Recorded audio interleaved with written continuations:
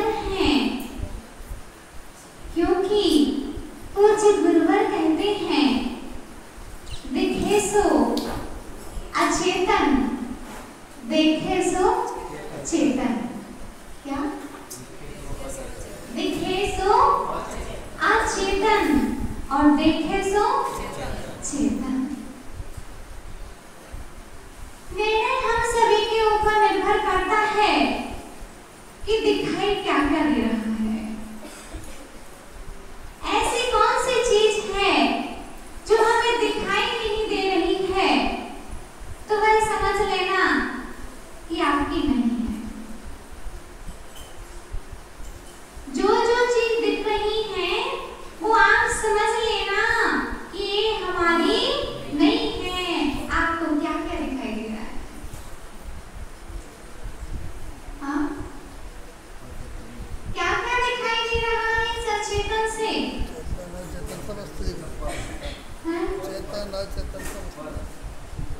और आप तो सभी को अपना मानते हो, लेकिन आपका होने वाला नहीं है। अपना मानने से कोई अपना हो नहीं जाएगा। कितना भी आप अपना मानो, लेकिन पर ही रहेगा, निज निज ही रहेगा। इसीलिए आचार्य भगवान कह रहे हैं, पर से बुद्धि को हटाओ और निज वैभव को देखो। पर से बुद्धि को हटाओ और निज वैभव को देखो, क्योंकि एक समय में एक ही उपयोग होता है। चाहे हम पर को देख लें, चाहे हम निज को देख लें। देखने की कला आनी चाहिए, लेकिन कौन सी कला है हमारे पास? पर को देखने की कला तो हमारे पास अनादि से है, लेकिन निज को देखने की कला हमारे पास नहीं है। वह निज को देखने की कला कहाँ से आएगी? निज को देखने की कला कहाँ से आएगी? इस प्रकार आप दर्पण में देखते हो तो आपको अपना चेहरा दिखाई देता है। ऐसे ही आप शास्त्र में देखेंगे तो आपको अपना चेतना दिखाई दे जाएगा। उस शास्त्र में लिखा है कि निज में ही निज को देखना है, पर मैं निज को नहीं देखना है। धन्य है आचार्य पूज्य पाद स्वामी, जो इतना अच्छा लिख रहे हैं। और उन्होंने जिया कितना अच्छा होगा, है? जो इतना अच्छा लिख रहा है उसका जीवन कितना अच्छा होगा? बोलो, कितना अच्छा उसका जीवन होगा। जो स्वयं जी सकता है वही तो ये जीने की कला सिखा सकता है। ऐसा नहीं हो सकता कि हम जिए कुछ और करें कुछ। इसलिए आज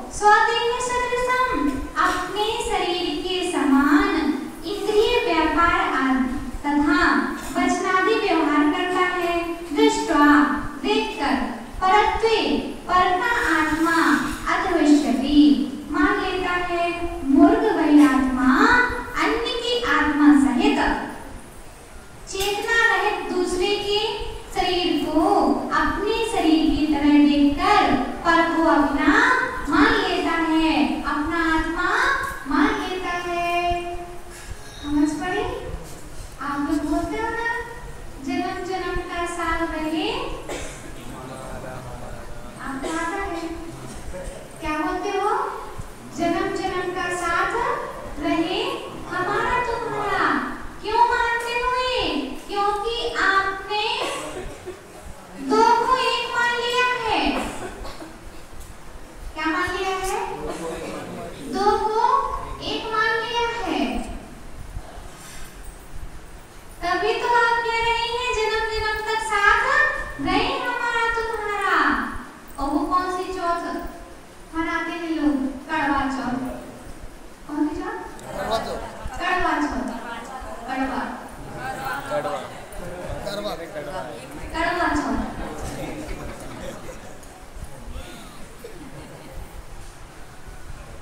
क्रियात्मक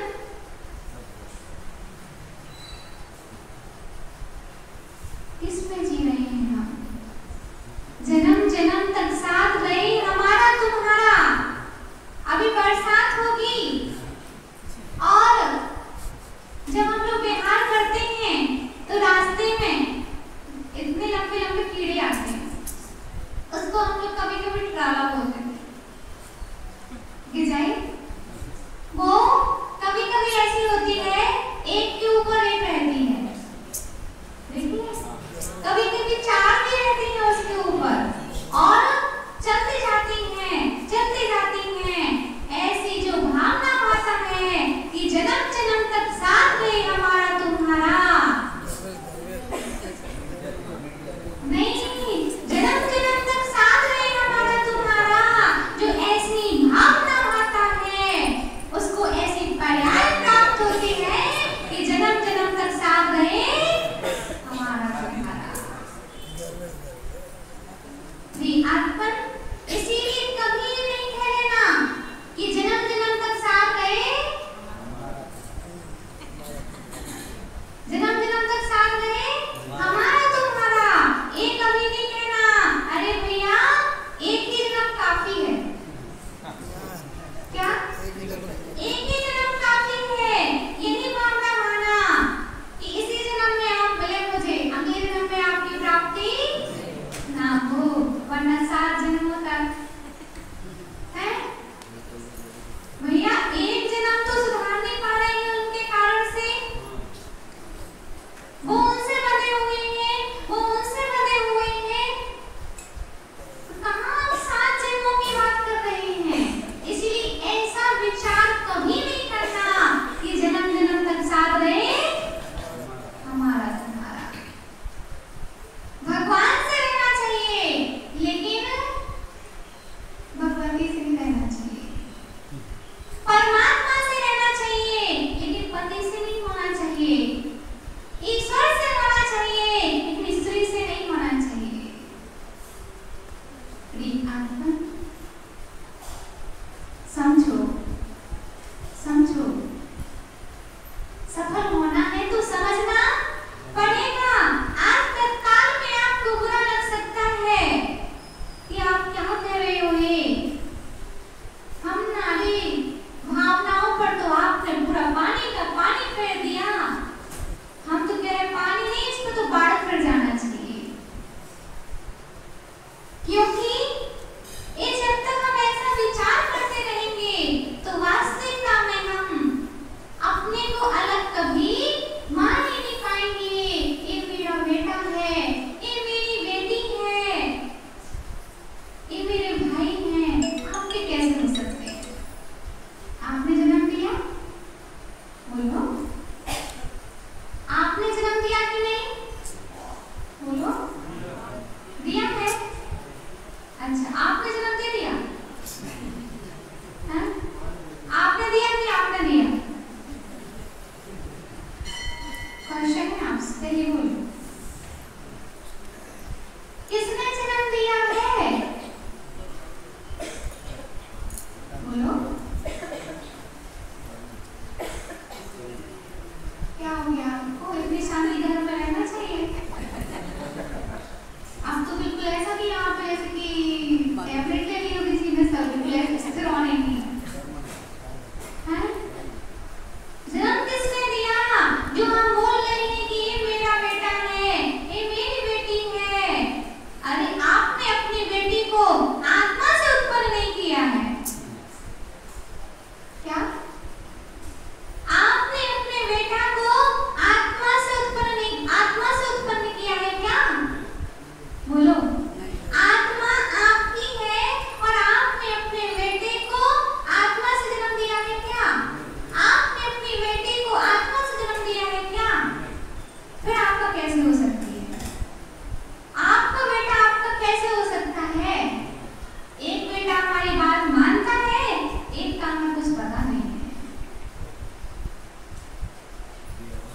मेरा कोई आपका नहीं है। कोई भी कुछ भी कर ले, लेकिन कोई किसी का होने वाला नहीं है। आपने देह से उत्पन्न किया है, आप में इतनी क्षमता नहीं थी कि आप आत्मा से उत्पन्न कर दो, लेकिन बड़े शौक से हम लिख देते हैं कि ये मेरा आत्मज है और मेरी ये आत्मजा है। क्या लिखते हो शादी के कार्ड में? लिखते हो आत्मज। ये मेरा आत्मज है और ये मेरी आत्मजा है। बताओ, आपने आत्मा से उत्पन्न किया? आत्मा से तो ज्ञान उत्पन्न होता है, आत्मा से तो दर्शन उत्पन्न होता है, आत्मा से तो चारित्र उत्पन्न होता है। और आपने तो क्या उत्पन्न कर दिया? अपने बेटा बेटियों को उत्पन्न कर दिया। आपको लिखना चाहिए था ये मेरा देहज है और ये मेरी देहजा है।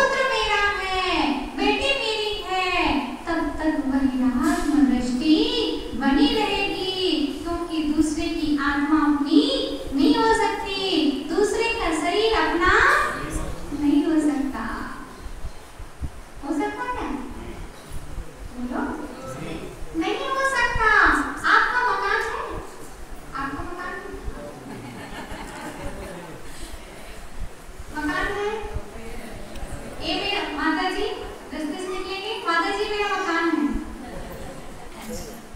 ठीक है, मेरा मॉल है हमारा। तो आज हम आपको एक नियम देते हैं, क्या आज हम आपको नियम देते हैं कि आज सबको अपने घर जाना है और कहना है, हे मकान देवता, क्या बोलना है बोलो, हे मकान देवता, हे मकान देवता, क्या तुम हमारे हो, हे मकान देवता, क्या तुम हमारे हो। और दुकान पर भी चले जाना, दुकान पर भी निवेदन कर लेना कि हे दुकान देवता, क्या तुम हमारे हो। अगर वो जवाब दे दे मकान और दुकान, तो मान लेना कि हाँ वो तुम्हारे हैं, और इसका आंसर बस हमको चाहिए। आपका मकान बोलना चाहिए कि हाँ मैं तुम्हारा हूँ, जिसको आप बचपन से बोलते आ रहे हो कि ये मेरा मकान है, ये मेरी दुकान है।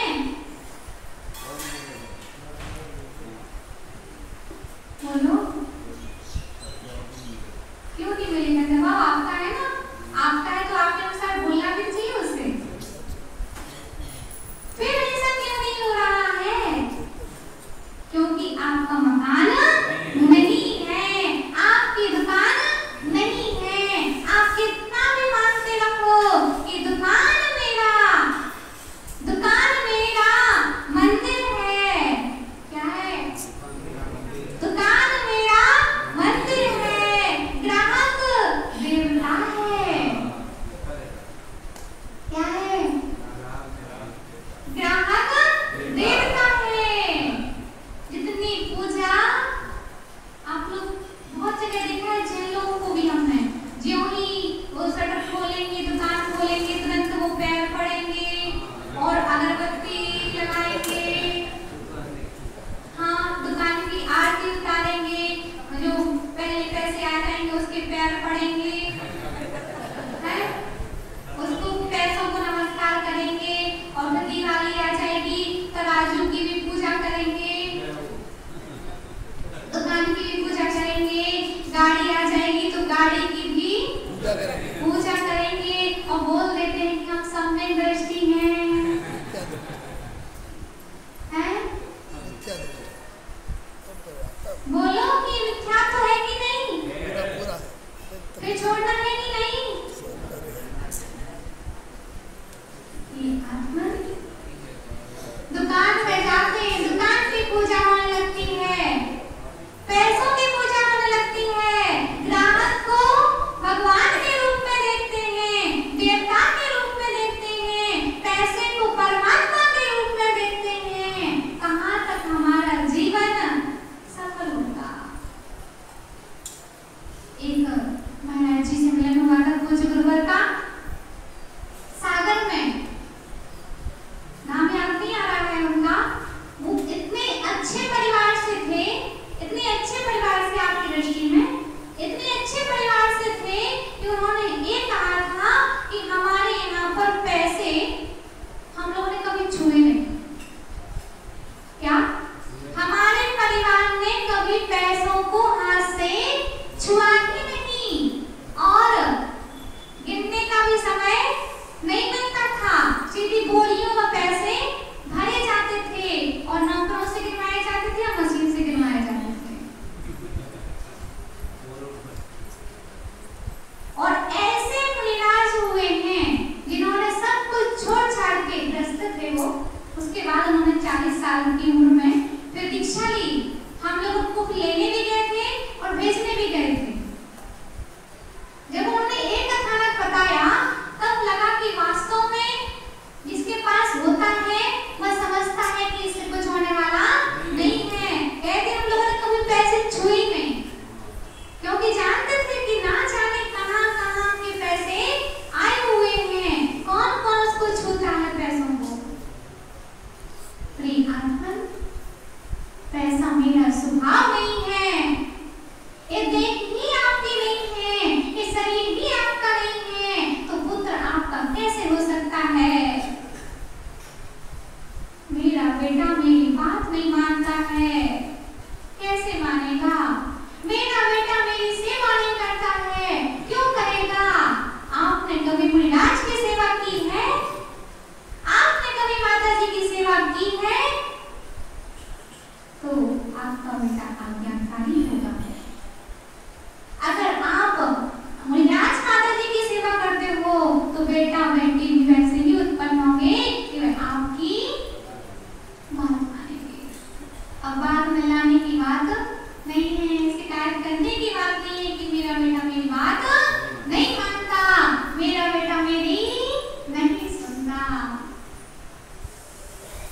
लिए, भगवान के लिए समय नहीं है, तो आपके बेटे को भी आपके लिए समय नहीं है।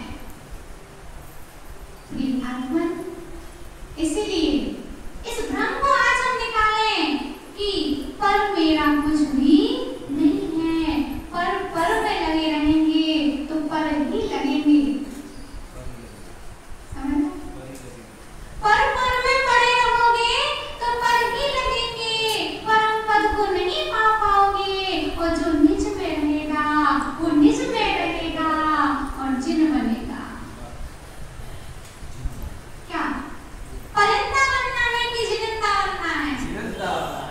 तो किसमें पढ़ना है? पर में पढ़ना है कि निज में पढ़ना है? निज में रहना है।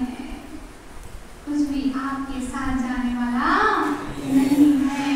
जितने भी पदार्थ दिख रहे हैं कि भौगोलिक पदार्थ हैं, भौगोलिक पदार्थ पर है। जितना भी इस विश्व में, जितना भी देश में, जितना भी राष्ट्र में सब दिखाई दे रहा है, कुछ भी मेरा नहीं है। अगर आपका जितना इसमें से हो अपने साथ में लेके जा सकते हैं। कौन कौन लेके जाएगा?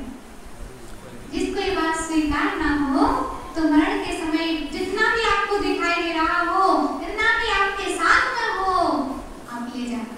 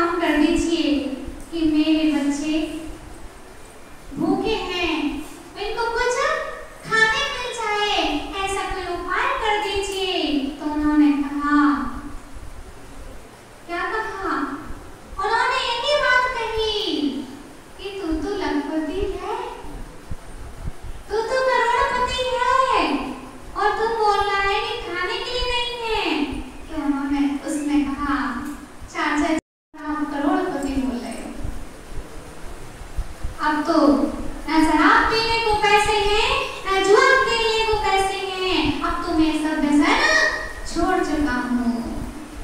तो फिर मित्र ने आंसर दिया, मित्र ने उत्तर दिया कि अगर तुमने सब कुछ छोड़ दिया है तो तुम्हारे अंदर, तुम्हारे घर में ही करोड़ों की संपत्ति जमीन में गड़ी हुई है, तो तुम्हारे पिताजी छुपा के गए थे, आज भी तू करोड़पति है।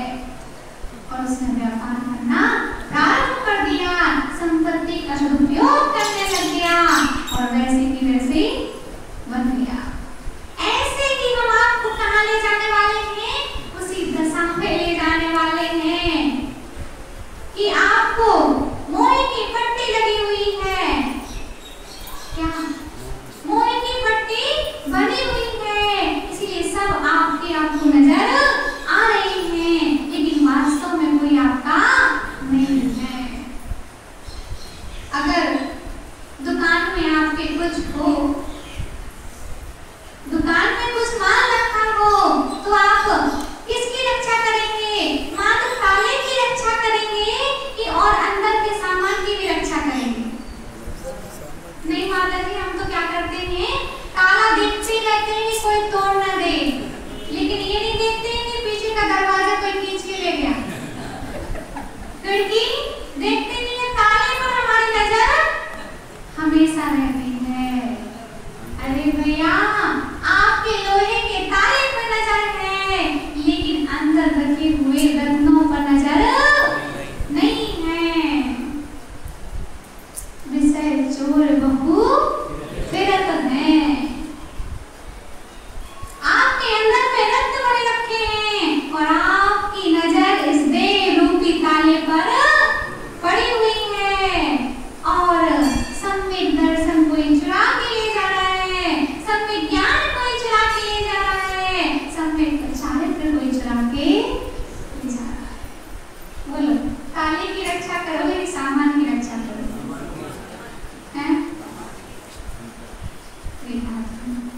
अब आपको विधि तो सब पता ही है, आप तो बहुत ज्ञानी हो, हम आप जैसे अज्ञानी तो हो नहीं, क्योंकि आप तो बहुत ज्यादा ज्ञानी हो। आप छोटी सी एज में तो हमने, जब पूज्य गुरुवर ने हमसे कहा था कि प्रतिमा ले लो, तो हमने कहा अभी तो हम घर से निकले हैं, मम्मी पापा पैसे ही नहीं देंगे प्रतिमा लेने के लिए, तो हम कैसे लेंगे? आचार्य को और आनंद आया। जब हम 17 साल के थे तो आचार्य ने कहा तो कौन सी प्रतिमा लोगी? हमने ये पारसनाथ की ले लेंगे, बाहुबली भगवान की ले लेंगे, क्या एक पारसनाथ भगवान की ले लेंगे, एक बाहुबली भगवान की ले लेंगे। तो आचार्य ने बहुत आनंद लिया। तब हमें थोड़े दिन में फिर मालूम चल गया कि ये प्रतिमा की बात नहीं हो रही थी, ये तो व्रत वाली प्रतिमा की बात हो रही थी। तो आप लोग तो इतने ज्ञानी हो और हम तो इतने अज्ञानी थे, अभी भी हैं। और पूज्य गुरुवर उसी जगह पे आहार ले रहे थे, पूज्य गुरुवर का हरि का त्याग था, तो हमने कहा आचार्य आप टमाटर ले सकते हैं। हरि माने हम ये जानते थे कि जो हरी चीजें दिखती हैं वो हरी होती हैं, और टमाटर तो लाल होता है, एप्पल अंदर से निकालो तो सफेद होता है, तो आप तो ये चीजें तो ले सकते हो। सब लोग इतना मजाक उड़ाए थे हमारा कि आप नहीं समझ सकते इस चीज को। सोचते हैं जब तो विचार करते हैं कि क्या लाइफ थी और क्या आज बन गई है। ऐसे अज्ञानी जीव थे, लेकिन आप लोग तो परम धनी हैं, आपको सब चीज आती है कि हरी चीज क्या होती है, प्रतिमा क्या होती है, सब कुछ आता है आपको। हमसे तो पूजन करना भी नहीं आती थी, संघ में आकर के ही हमने पूजा की है। और पहली बार अब एक दीदी पूजन कर रही थी और हम आए संघ में, तो वो पूजन कर रही थी, तो हम उनको देखते जा रहे, जो वो चढ़ाती जा रही वो हम चढ़ाते जा रहे, जो वो चढ़ाती जा रही वो हम चढ़ाते जा रहे, और कुछ भी पता नहीं है। लेकिन धीरे धीरे धीरे धीरे सब विधान भी करने लग गए अपने मन से। सब कुछ हो सकता है, तो इतना और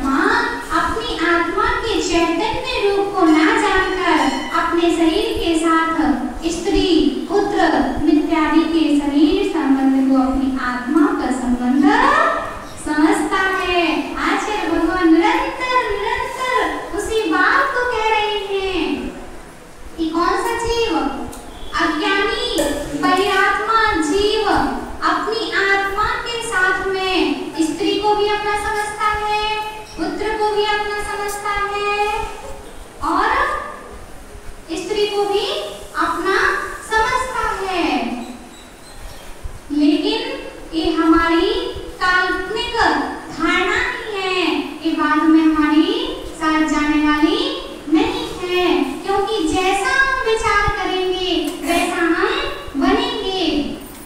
आचार्य भगवान कहते हैं कि हम जो बनना चाहें वह हम बन सकते हैं। क्या बनना चाहें? हम बनना चाहें वो बन सकते हैं, इसको अपना बनाना चाहें बना सकते हैं, लेकिन पर को अपना नहीं बनाना, क्योंकि जब ये धारणा टूटती है तो बहुत कष्ट होता है कि कोई अपना नहीं है। ये तो मालूम हमको कब चलता है जब बहुत देर हो चुकी होती है, बहुत देर हो चुकी होती है, जब हमको मालूम चलता है कि कोई हमारा नहीं है। ये जीवन के प्रारंभ में मालूम चल जाए तो अंत हमारा नहीं बिगड़ेगा, अंत हमारा सुधर जाएगा।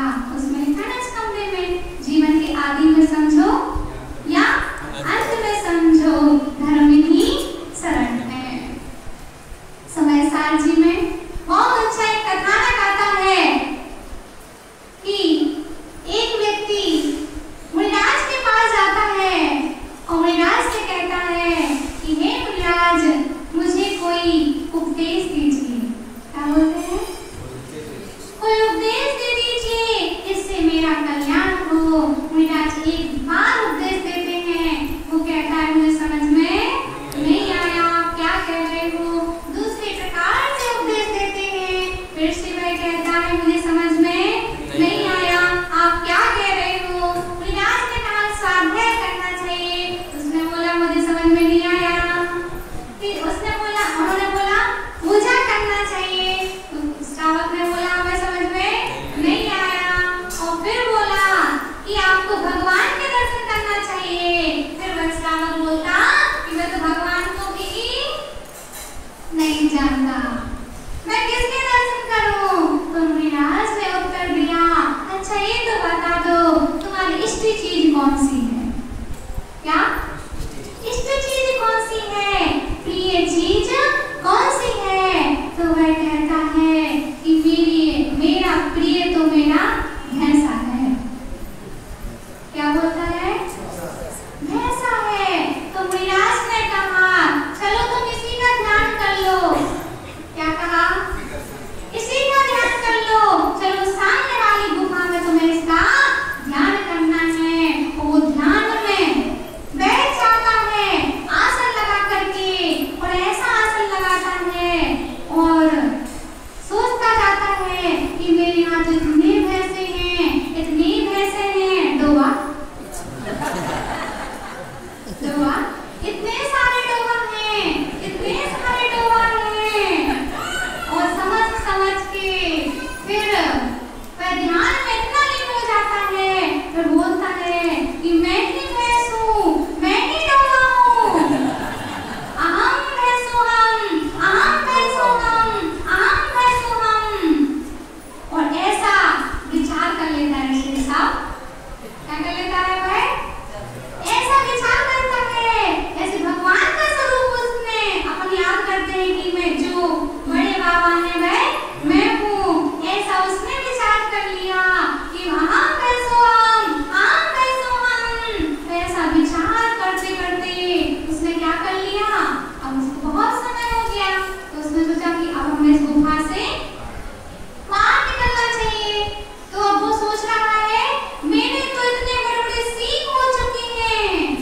क्या सोच रहा है? मेरे तो इतने बड़े बड़े सींग हो चुके हैं, मेरा तो इतना बड़ा पेट हो चुका है, तो गुफा का दरवाजा तो छोटा है, अब मैं कैसे निकलूं? क्या अब मैं कैसे निकलूं? मैं चिल्लाने लगा, आंखें बंद किए हैं और चिल्ला रहा है, मैं कैसे निकलूं? मेरे तो इतने बड़े बड़े सींग हो गए हैं।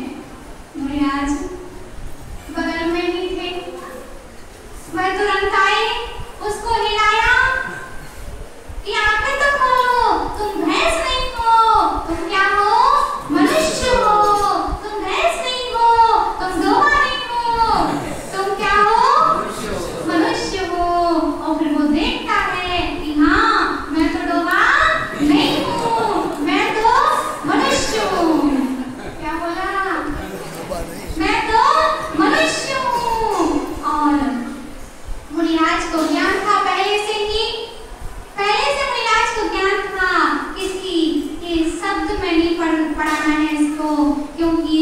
अल्प आयु शेष रह गई है, इसकी गति अच्छी होने वाली है। और वह बोलता है कि मुझे अब आप अपने जैसा बना लीजिए। और कुछ तो आता नहीं था उसको भावना माना, उसने बोल दिया कि हे मुनिराज, आप मुझे अपने जैसा बना लीजिए। फिर वह अपनी इच्छा अंगीकार कर लेता है। और फिर मुनिराज ने उसको ये समझाया कि जिस प्रकार तुम भैंस का ध्यान कर रहे थे, अब तुम्हें भगवान का ध्यान करना है कि जो भगवान है वह तुम हो। और उसने ऐसा ही गुरु के वचनों को स्वीकार किया और ध्यान में वह लीन हो गया। और ऐसा लीन हुआ कि सारे कर्मों को उसने नष्ट कर दिया और केवल ज्ञान प्राप्त कर दिया। अब आप सोचो, कौन सा कॉलेज पढ़ा था वह, कौन सी विद्या सीखी थी उसने? जो मुनिराज बोल लेते थे उसको कुछ समझ में नहीं आता था, लेकिन मुनिराज के वचनों पर उसने श्रद्धा कर लिया कि जो भगवान है मैं हूँ, और अपनी उन्नति को प्राप्त कर लिया। इसीलिए हम आपसे बार-बार जब भी प्रवचन करेंगे, आत्मा की तो बात उसमें आएगी।